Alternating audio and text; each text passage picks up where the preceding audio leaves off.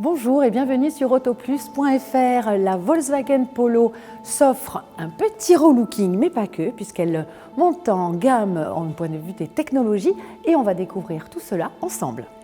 Alors qu'est-ce qui change sur cette 6e génération restylée? Il faut savoir quand même que la Polo a 45 ans, même un peu plus, puisque la première génération était sortie en 1975.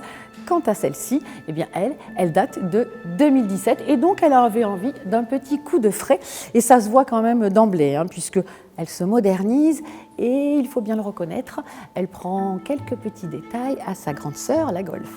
La face évolue avec notamment ce bandeau lumineux qui court sur toute la largeur du véhicule.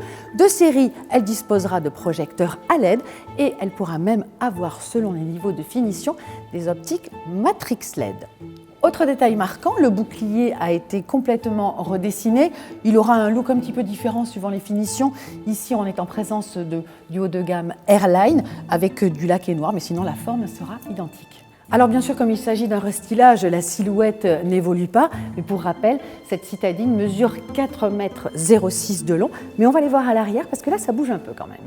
Sur la poupe, on remarque les modifications au premier coup d'œil, franchement, puisqu'avant c'était un gros bloc carré ici, et maintenant les feux arrière sont séparés en deux, une partie sur l'aile et une partie sur le volet de coffre.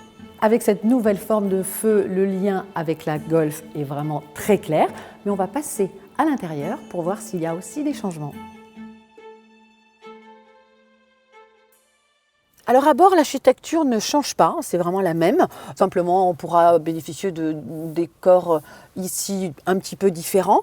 En revanche, il y a une montée en gamme dans les équipements, c'est-à-dire qu'elle disposera du Digital Cockpit de 8 pouces ainsi que de la climatisation manuelle et d'un airbag central qui protégera les passagers avant en cas de choc.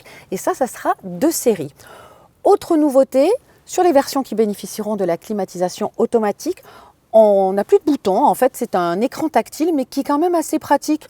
On pourra le gérer sans vraiment quitter les yeux de la route et ça c'est bien vu. Mais surtout, elle monte en gamme au niveau des aides à la conduite puisque cette Polo pourra bénéficier du Travel Assist. Le Travel Assist, c'est la conduite autonome de niveau 2 qui associe le régulateur de vitesse adaptatif au maintien de la voie et ça maintenant la Polo, elle peut en profiter.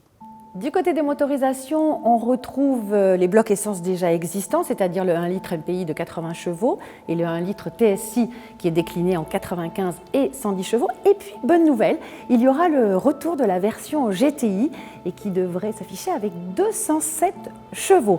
Puisqu'on parle de GTI, il faut savoir que le nom des finitions évolue un petit peu. Ce sera Polo, Life, Style, Airline et donc GTI. Puis en fait, cette Polo restylée arrivera dans les concessions à la fin du mois de septembre et la version GTI un petit peu plus tard dans l'année. Et nous, on se retrouve très vite sur autoplus.fr.